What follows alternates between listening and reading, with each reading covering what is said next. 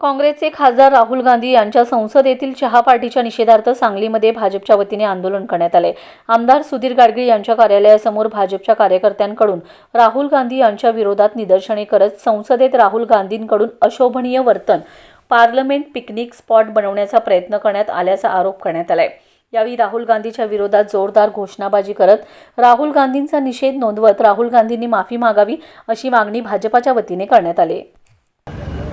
आज भारतीय जनता पार्टी सांगली शहर जिल्ह्याच्या वतीनं जे संसदेत राहुल गांधींनी जे वर्तन केलं त्याच्याबद्दल निषेधाचा आज आम्ही हा निषेधाचा कार्यक्रम ठेवलेला होता।